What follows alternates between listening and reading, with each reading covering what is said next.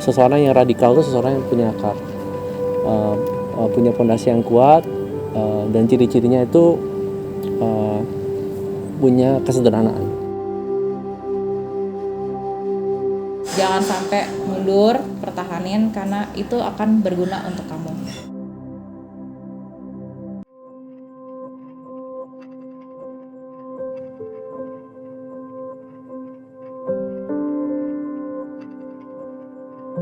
Studio kita perlu bersyukur adanya orang-orang yang dapat upbringing yang baik. Upbringing itu asuhan yang baik.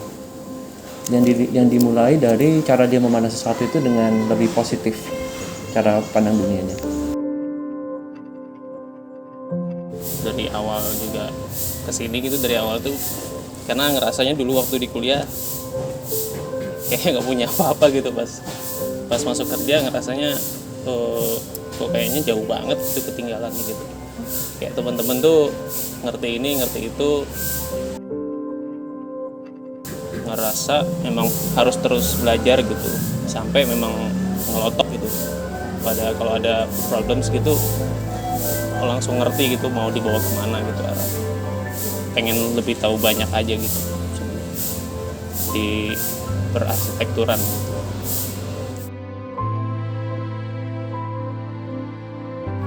Banyak hal yang dilakuin Timbul itu sebenarnya yang yang gue juga belum pernah ngerasain gitu, terutama di mungkin setahun terakhir ini gitu. Kayak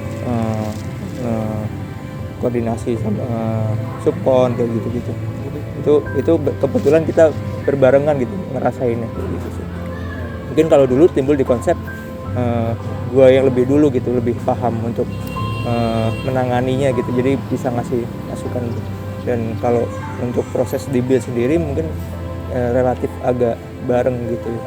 Cuman mungkin karena gue punya beberapa referensi yang bisa kita buat bahan diskusi gitu, jadi kita bisa jadi belajar bareng gitu. Timbul tuh having fun banget, kerjaannya rapi, grounded lah. Dia adalah orang yang benar-benar enjoy gitu sama kerjaan. Timbul tuh salah satu contoh, maksudnya salah satu saksi kalau sebetulnya arsitektur itu bukan suatu pekerjaan yang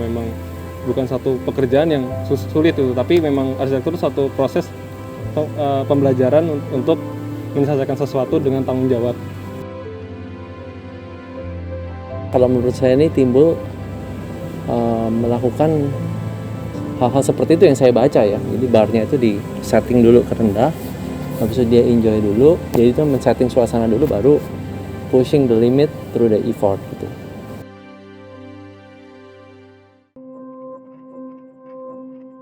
Pertama kali saya kesini itu saya belum bisa apa-apa, tapi seiring berjalannya waktu, banyak belajar, sekarang sedikit-sedikit sudah bisa lebih paham.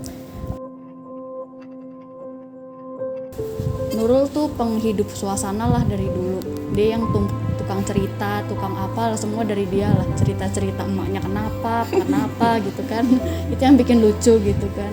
Terus anaknya emang mau belajar, meskipun nggak langsung nangkep, tapi pelan-pelan, Kak ini gimana? Ya paling dia 2 hari lagi nanya lagi, gimana Kak kemarin gitu. Tapi dia mau gitu pelan-pelan meskipun diulang-ulang gitu ya. Tapi keinginannya dia buat belajar tuh besar.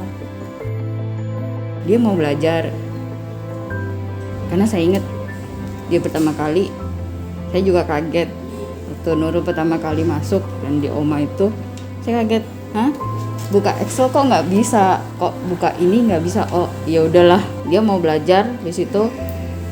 Waktu itu saya ingat seminggu dia udah bisa masukin di Excel untuk yang OMA ya gitu. Mungkin kalau Nurul sih kesannya dia teratur ya, dari mulai dia nggak bisa dia bilang jadi sekarang udah bisa, jadi semuanya udah rapi, udah teratur gitu, terus mau banyak belajar gitu dari admin. Nurul itu bisa diajak untuk saling kerjasama, apa yang kita minta tolong dia cepat dan mau kerjasamanya. Dan orangnya juga ramah, sopan. Bisa bikin suasana kalau lagi bete, sama-sama bete, dia bisa mencairkan suasana gitu. Jadi lebih agak semangat kerjanya lagi gitu. Kalau dari saya ngelihat Nurul sebagai pribadi yang baik, mau belajar, mau atau bisa beradaptasi dengan lingkungan sekitarnya. Saya senang banget mendengar ada kemajuan dari Nurul, artinya dia aware, dia bisa menyelesaikan masalah dengan orang luar tanpa saya harus turun tangan. Saya cuma kasih ada sedikit-sedikit, dia udah bisa mencerna dan dia bisa go on, bisa menyelesaikan masalah dengan baik. Proses untuk bisa naik tingkat, salah satunya adalah menguasai hal teknis. Dan untuk menguasai hal yang teknis itu, yang salah satunya adalah spreadsheet, itu nggak mudah untuk orang yang tidak mengetahui sisi teknis itu. Nah, itu dibutuhkan proses yang benar-benar extra miles, ya, kadang-kadang sekolah lagi ya, seperti itu. Nah, kalau orang sudah melewati itu dan dia sudah punya world view lengkap, tinggal saatnya punya kekritisan tadi yang dibilang Bu Yudit. Kekritisan itu apa? Proses untuk bisa memecahkan masalah. Nah, itu butuh keberanian sebenarnya. Dengan adanya hati yang bagus gitu ya, hati yang positif dan keberanian yang kuat gitu ya, akhirnya sisi leadership itu kemudian muncul. Jadi kalau kamu merasakan ada suatu penghalang, kadang-kadang perlu melibatkan orang-orang tertentu gitu ya. Nah, melibatkan orang-orang tertentu itu di sini adalah satu forum di mana semua aktornya terlibat, benar nggak?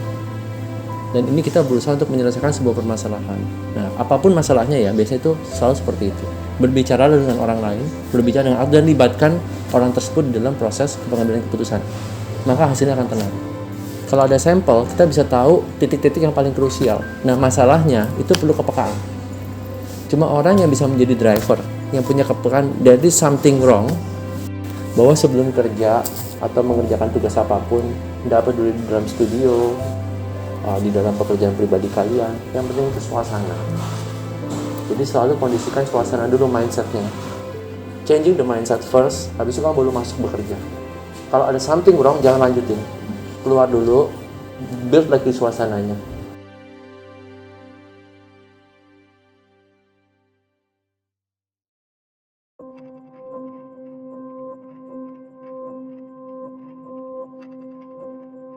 Di Oma Library gitu, kita itu timnya kecil dan setiap orang menjadi warna-warni satu dengan yang lain.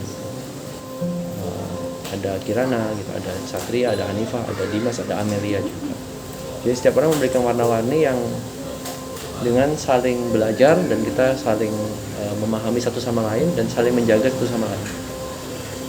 Di dalam Oma Library itu kita juga saling menjaga sebuah tempat di mana kita bisa saling belajar gitu. Jadi suasana saling belajar mengajar di tengah ini kita jaga bersama. Kolaboratif gitu dengan rekan kerja dan dalam intensitas yang setinggi ini gitu, di ruang kantor yang benar-benar fix gitu, kayak dari pertama. Dan saya mungkin seperti pertanyaan orang-orang yang pertama kali kerja juga, kayak jadi kerja tuh gini ya, bener nggak sih tapi gitu. Relasi itu menjadi titik cara, bukan cara sih, untuk saya berkembang gitu. Jadi emang dari situ tuh saya bisa mempelajari cara berpikir orang-orang yang di kalangan yang beda-beda gitu. Nah, itu kita harus menyadari bahwa kadang-kadang social relationship itu dipersiapkan oleh orang-orang yang punya empati sama apa yang sedang visi dan misi apa sedang kita lakukan, atau belief kebaikan yang sedang kita jalankan. Nah, itu kita ditopang dan kita menopang. Hal-hal tersebut biasanya terjadi justru di belakang layar yang kita sendiri tidak sadari. Titik personal, titik bersama gitu ya, titik komunitas gitu, itu kan sama-sama saling merajut ya. Kalau ada dialog dan ada saling mendengarkan, nah itu jadilah ada bond, ada ikatan. Kita berjuang dari ikatan itu sendiri gitu, dan untuk ikatan itu sendiri dengan mengikat diri kita lebih sederhana, dengan lebih baik, kita bisa ngasih ikatan yang lebih besar buat orang-orang lain.